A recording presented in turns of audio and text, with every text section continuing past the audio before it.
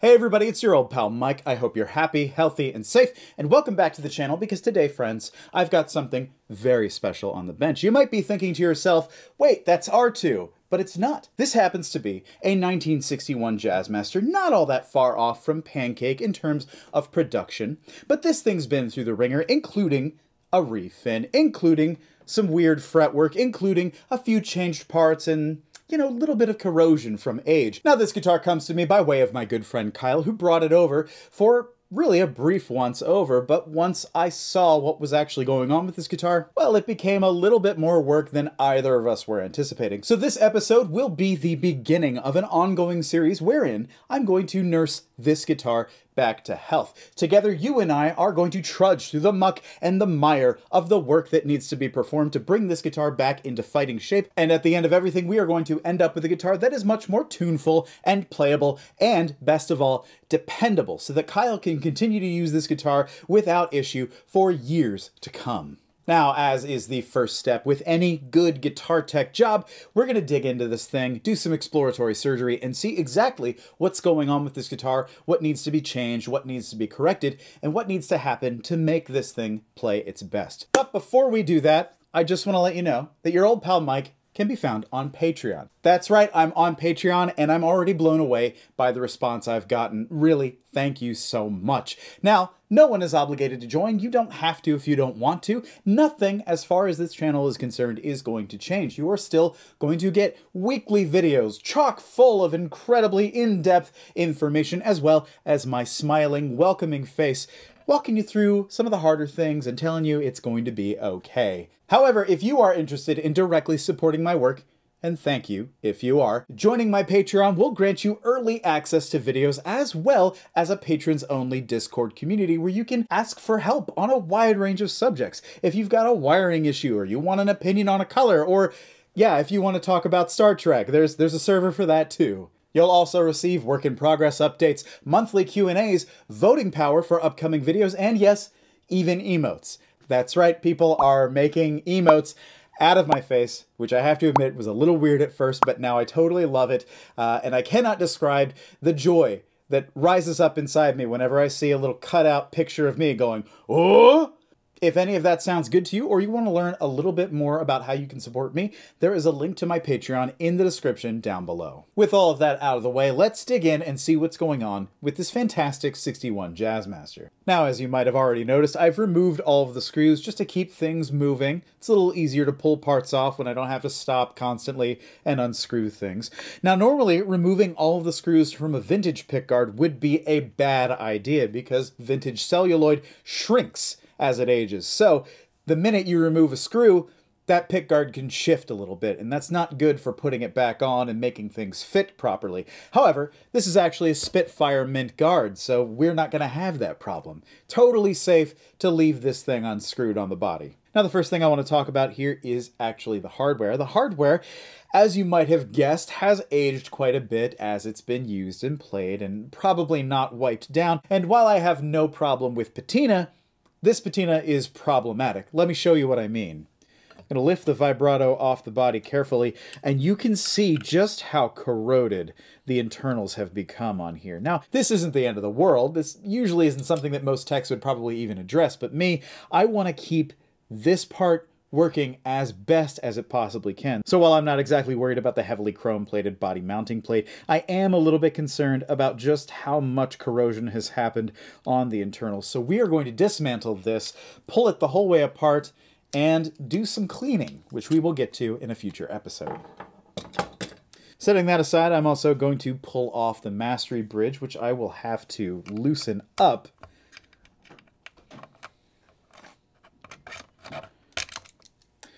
Ooh. Wow, what was that? There's definitely some rust bunnies in there. You've heard of dust bunnies. Rust bunnies are even worse. Now, these are indeed the stock body inserts, which we often refer to as thimbles, just because of the way they're shaped. They kind of look like thimbles that tailors would use to protect their fingers during sewing. Now, you can always tell an early Jazzmaster body thimble based on the height of its crown. That's the bit that sticks out above the body. These changed sometime around 61, 62, right around the introduction of the Fender Jaguar, and I think it's because of the Fender mute plate. If you don't know what the mute is, well, it's a feature found on Jaguars and bass 6s, where a piece of foam is forced into the path of the strings, which deadens their sustain, creating a sort of banjo-like sound. It's a really fun element that a lot of people just don't use. Now, to get the mute plate working properly, you've got to have it screwed pretty low onto the body, which is why I think that right around 62, we started seeing a change in the crown of the thimble. This, from my 63 Jaguar, is much shorter overall than the taller 61 thimble. Now, this doesn't have any other real benefit. Your guitar's not going to automatically sound better because you've got the tall crown. It's just a feature and a fun little fact that we can all enjoy together. Now I'm going to set the mastery bridge aside and we're going to have a look at the pickguard here. Now the pickguard, as I mentioned, is a Spitfire, so it's not original to the guitar. However, the covers, which you can see are beautifully aged, are indeed original, as are the rhythm circuit plastics and rollers, the switch tip, and I think the knobs, which are admittedly very orange, but that could just be aging. They do certainly have the right font on the numbers, they have the right shape, they look pretty good, they just might need cleaned. Now let's take these covers off, set them aside. Neck pickup is stuck. Now let me see if you can tell me what's going on with these two pickups. Are these original? Let's find out. Now, if your first thought is those are black bobbin pickups, then you are correct. That is exactly what should be in a guitar from this year. Black bobbin pickups, if you don't know, are a little darker and a little bit louder than the later gray bobbin pickups. These were found in Jazzmasters from, say, 58 to about 64 when the transition to gray starts. And the gray bobbin pickups, they're still great. They're just usually a little quieter and a little bit brighter than these. But let me turn these around a little bit and you tell me what you see. Does something look off to you? It should. Now, when Kyle first reached out to inquire about having me do some work, I asked for some pictures of, what was going on with the guitar, and he sent me a photo of the underside of the pickups, and immediately I knew that something was up with the bridge pickup. Now, you can tell that they look very, very different. This one is a lot shinier and waxier, and the neck pickup has sort of a dull, old look to it, which tells me the neck pickup is straight. This is as it came from the factory. This one has not been touched. However, the bridge pickup, in the condition that it's in, as well as, I gotta say, the shape of the coil, that tells me this is a rewind. You can tell by its very glossy, waxy look that this has been messed with. And if you inspect the shape of the coil, and I'll hold up the neck pickup to show you, the shape of the coil is off. All good Jazzmaster pickups have the coil wound very wide and very flat. And you can see on this one, the coil is wound right to the edges of the bobbin. Good black bobbin Jazzmaster pickups are characterized by a very loud, dark sound, which is exactly what we're getting out of the neck pickup. However, the bridge, with its coil shape and wind, this thing is seriously underpowered. Now, it's also true that in the 60s, Fender wasn't thinking about neck and bridge position pickups the way that we do today, where the bridge is a lot hotter to match with the neck pickup because the strings vibrate more there. These pickups were installed at random for whatever position was needed at the moment, so it's not totally unheard of to have a slightly underpowered bridge pickup compared to a loud neck pickup. This one, however, is severely underleveled to match with that neck pickup. When I measured these for resistance, the neck pickup read at a healthy 7.8K, but the bridge pickup, well, that was another story. You see, this thing measured out at a measly 7K, which just isn't enough to compete with a robust neck pickup like this one, and actually, it's way out of spec for almost every black bobbin Jazzmaster pickup that I've encountered from the 60s. But I have found that every single bridge pickup from a Jazzmaster that I ended up loving was about 8K or above. So yeah, this thing is not going to do. Now, Kyle and I discussed a number of different remedies for this situation, including just replacing it with a modern pickup like an Antiquity 1 that would match the output in sound really beautifully, or sending the original out for another rewind to someone like my good friend Curtis Novak, who is the first person that I trust for this kind of work. However, as luck would have it, Kyle found another 1961 black bobbin pickup on Reverb for actually a shockingly good price. Now, this has a little bit of funny business of its own going on. Somebody decided to flip the pickup upside down, probably to get the magnets protruding from the cover a little bit better. You can see that indeed they do stick out, which I don't know, doesn't really matter to me at all. However, to do that, they had to flip the pickup terminals upside down and solder through the top eyelets. So I'm gonna have to undo that to get this sitting in the cover the way it should. But this thing, I believe, measured out at an exceedingly healthy 8.22. That's gonna be great. Yeah, I'm really excited to put this one back in there. I'm gonna set the rewound pickup and the new bridge pickup aside while I continue my research. I'm also gonna take the time to clean this neck pickup because this is really gross and dirty, and yeah, there's a little gunk around the pole pieces. I think this will clean up really nicely. I just need to take the time to do it properly. And we'll move on to the electronics. Let's pull this guard off and see what we've got going on.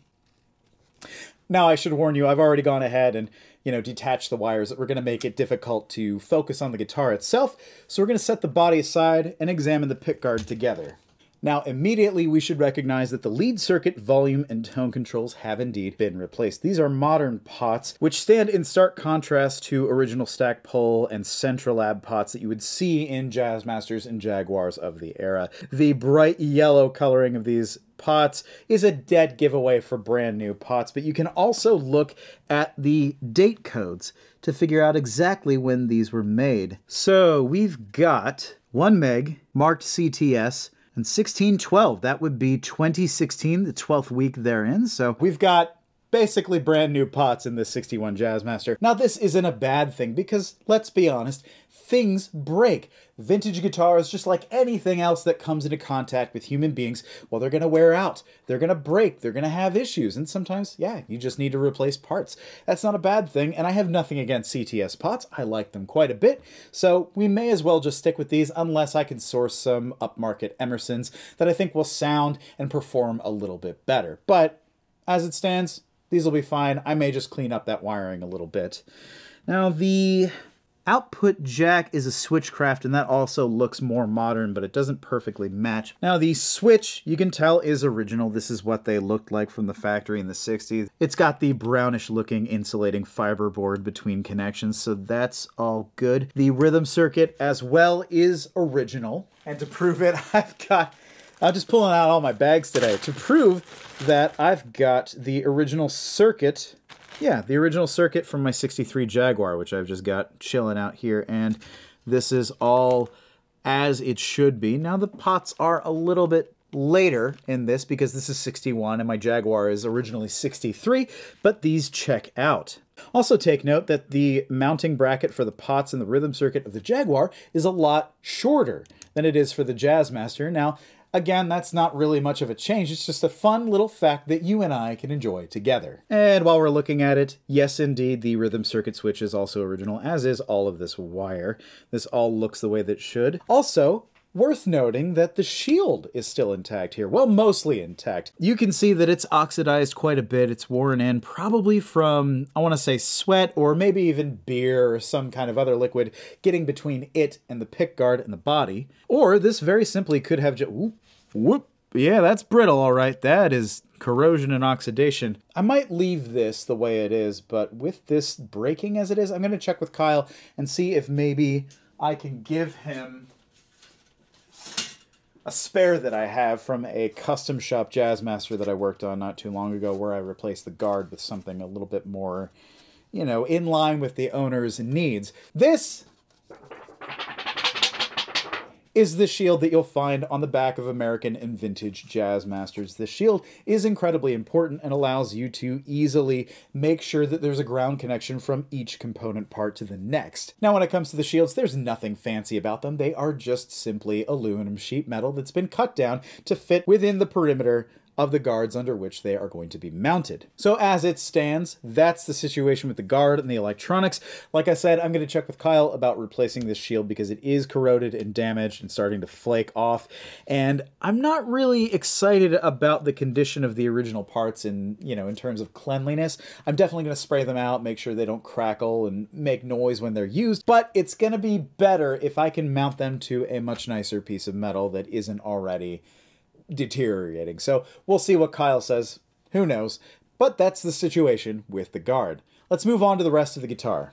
All right, I've got the guitar back on the workbench, and before we move on to the neck, I want to talk about the brass shielding plates. Now, these are great. If you've got these instead of copper foil, this will work just fine. I actually prefer to have the brass plates on my guitars rather than any other form of shielding, both because of the cool factor, but also because I love them so much. Most of my guitars, including Pancake and R2, have the stock shielding tubs installed, and they work great. I would call my guitars extraordinarily quiet, especially for single coil guitars.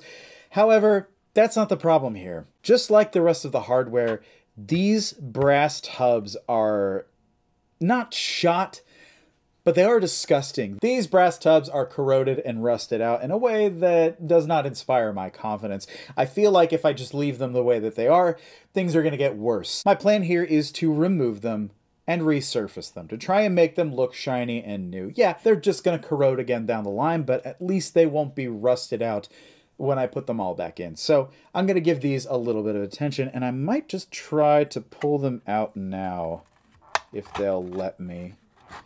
Oh yeah, these will come out beautifully. No way! This I love. Shout out to the refinishers, the people who know what they're doing well enough to put a piece of tape over the body dates. Oh, see, looking for these things is really important when it comes to dating a guitar. They all look like this. They are done in pencil with a slash that says something 61, or like in Pancake, it says 11 of 60. Sometimes you can find them in the trem cavities. That's not unheard of. But almost always, if you're looking for a body date on a vintage Jazzmaster, it's going to be hidden under the shield that's located under the bridge pickup. And seeing this one here, preserved the way it is, oh, that makes me so happy. And that looks like 6 of 8 of 61. 8 of 61. Here's the top of the 8/61. I love that. I'm so happy to see that. Whoever did this refin, you have my love and my appreciation. Well done on that. Now the routes look pretty clean in here. They are a little dirty. There's some detritus that needs to be vacuumed out. But this looks exactly like a refinished 61 Jazzmaster body should. So I'm feeling really good about this. Let's move on to the neck. Now I've set my camera up on the other side of the bench so that you can see what's going on with the neck. And the first thing that should pop out to you is the fretwear. The fretwear is incredible, especially here in the first position. These divots are incredibly deep as I move my screwdriver across them. And so we are going to have to replace them because the wear is so deep that there's just not enough meat on the frets to do a level and crown and get away with it. These are going to need to come off. And while I'm at it, I'm going to correct something that I discovered while I was doing my initial fact-finding on this guitar. Now, if you're a Fender fan like I am, you'll know that the standard vintage neck radius was 7 1/4. That's how it was from the get-go. And yeah, it varied a little bit depending on who was doing the sanding that day or if it was a Friday.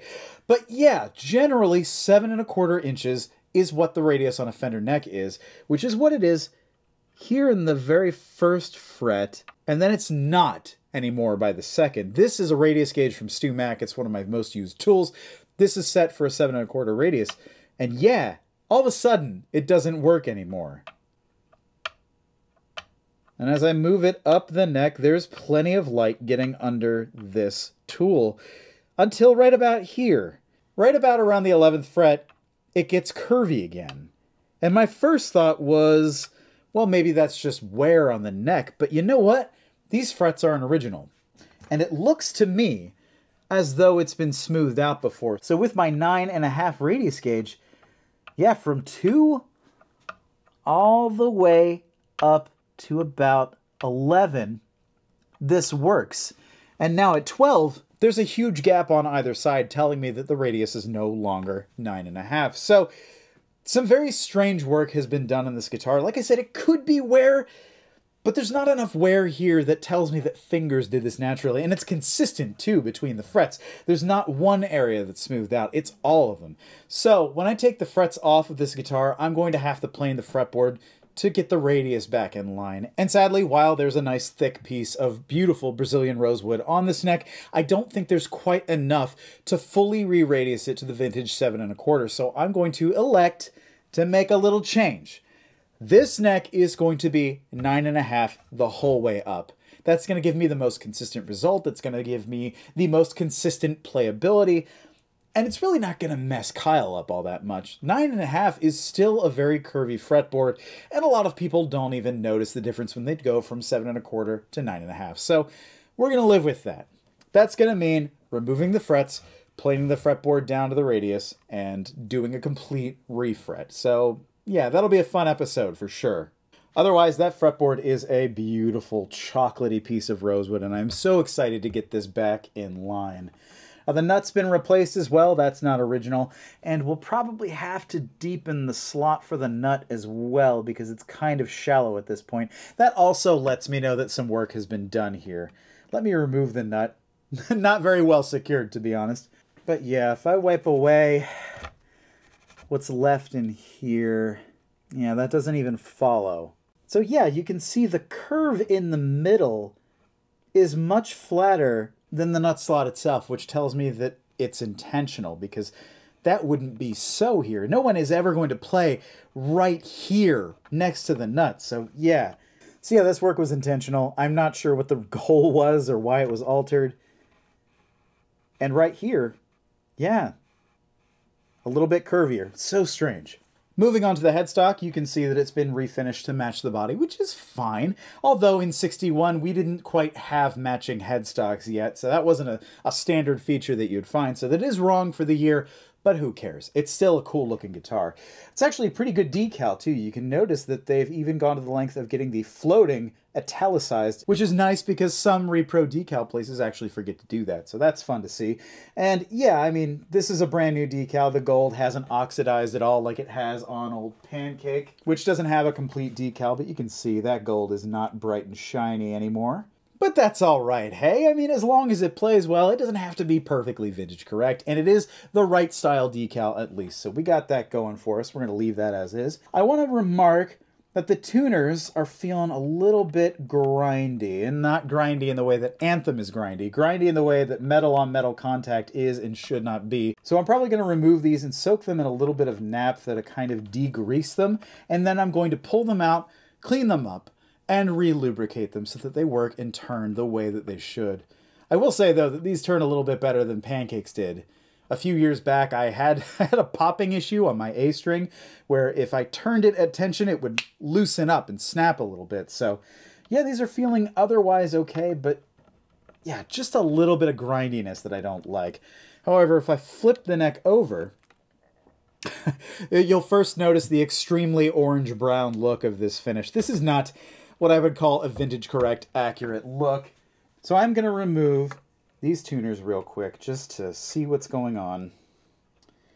Setting aside all of the screws so that we can use them again later. But these are the original tuners. When they are stuck on there, bonded with the finish, I think. Yep, good old patent number D169400. That's the stuff. Yeah, this tuner is a little sloppy, but hopefully cleaning that out, putting new lubricant in there will help. I'm going to put these all in a row so that I remember what position they were in. Not that it makes the world's biggest difference, but I am going to try and keep things the way that they are. I don't know if you can see on camera, but in the holes for the tuning shafts, some of that blue paint got in there. Hasn't been cleaned out, but that's probably not affecting things too heavily. No, that one's just spinning. I'll probably have to fill this with some new wood. Make sure I'm getting a nice tight connection. And removing this guy. Yep. These are all correct. Yeah, well, that all looks right to me. And while I'm at it, I'm also going to remove the neck from the body so I can get started on this refret. Ooh, what do we have here? Oh! Hey, cool! It looks like this refinish was done by Fiesta Finishes, which is a place that has such a great reputation within the vintage guitar market. And again, I say excellent job. You did great. Thank you for preserving the pencil date. Oh, I love seeing it. Now, if I pull these shims out, I'm going to have to use a razor to get under them, because it seems like everything's bonded with the finish a little bit. Yeah, We've got an original shim and one made of wood to go under the neck, and that actually was plenty of neck angle, so I don't think I'm going to mess with that. So looking in the neck pocket here, I can see that there's some dark paint left over from under the refinish, and that tells me that this body was probably sunburst to begin with, which would jive with the body date here, because we're seeing wood grain. So yeah, this is probably a sunburst at some point. Let's see if we can... Ugh! It's snowing! Walking in a vintage wonderland. You know, I think I'm also going to pull these thimbles while I'm at it, because they are pretty damned rusty, so I don't think they're just going to come out. So I'm going to heat up my soldering iron, leave it in there to heat up, and then we'll pull the thimble. No big deal. Is there a neck date on this? Oh, hey! Hey, we got a neck date of 6/61. It's really cool that both the neck and the body have the exact same date. That doesn't always happen. Pancake, for example, is a 2/61 neck on an 11/60 body. So sometimes the Fender factory would do that where they wouldn't get something finished before another month rolled around, or sometimes you see years between original parts. So that's really cool.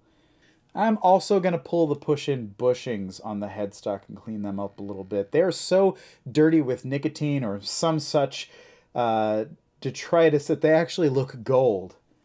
But you can scrape it away. Yeah, and you can see that they are indeed nickel. And now that the thimble is heated up, got my oversized screwdriver here that I use to just back them out gently.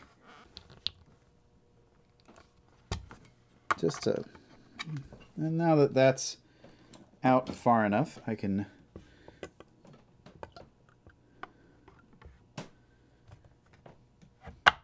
just back them out like a fulcrum. Fiesta Finishes. That rules. This is such a good company. I wonder if they're still around. Are they still open? I'm not sure if Fiesta Finishes is still around, although I do see that their most recent update was in 2019, so I'm not sure if they're still around, but if you are, well, I hope things are okay. There we go. And because it's still hot, yeah, pops right out. We've got the body completely depopulated, so really excited to get to work on this thing. Let me set this aside and we'll get the bushings out of the headstock.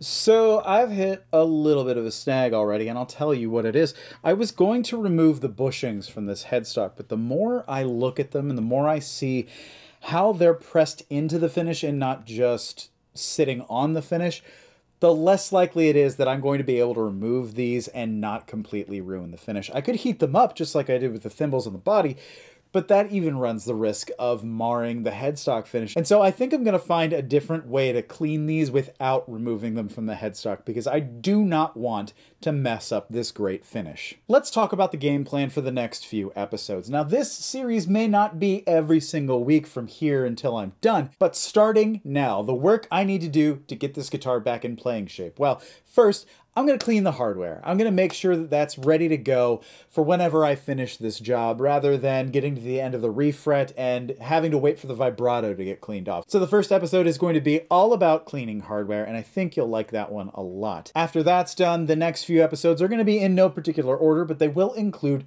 the following. Number one, we're going to get those electronics shored up, cleaned up, and ready to go for whenever the guitar is ready to be put back together. Some of those electronic components are a little dirty and a little gross and could use a thorough cleaning, so we're going to do that first and see if we need to replace anything. Hopefully not, but like I said, this is a vintage guitar and things sometimes just have to be replaced. That's what it's like owning a vintage guitar. No big deal, it'll still sound great. And in that same episode, we'll probably have to talk about the shield. You know, it is corroded, it is deteriorating, it's still doing its job, so we'll see if Kyle wants to change it out, and if he does, if he doesn't, we'll address it then.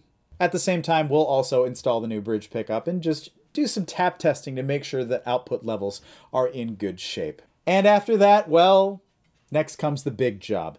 This thing is going to need a complete and total refret, and also the fretboard is going to have to be planed for a consistent radius all the way up. Now what's interesting about this neck is that it is essentially a compound radius, whether that was intentional or not. But usually when you see a compound radius on a neck, it's something small in the first position and then it flattens as you get up to the end of the neck so that you can bend without worrying about choking out. This is the opposite.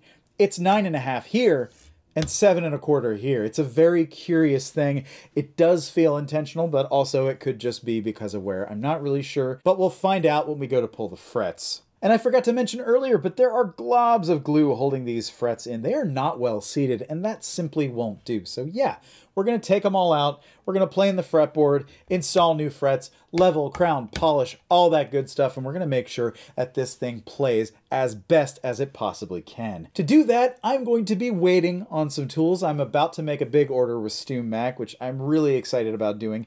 I've used their fretting tools for years, and I'm a big fan. Now I have to admit that it has been about 6 years since I've done actual real fret work. I've done a little bit of spot leveling here and there as necessary, but I haven't owned these tools in quite some time. So I'm really excited about getting into it, but that means I've got to do some training before I touch Kyle's neck because I don't want to mess up. I don't want to rush it or get tired out. Simply put, I need to train hard to get back into fighting shape, much like Rambo running up the Philadelphia Museum of Art steps. Oh boy, there's probably going to be a montage too. I don't know. We'll see. Maybe I'll wear a headband and some short shorts and we'll work out together. But I'm going to do all of that before I even think about touching Kyle's guitar. Now, luckily, I've got some necks of my own that need fret work. The 65A neck on my 63 Jaguar, that needs new frets. The original Jaguar neck, which I have tucked away back there, that needs new frets. There are some serious fret issues that I need to take care of.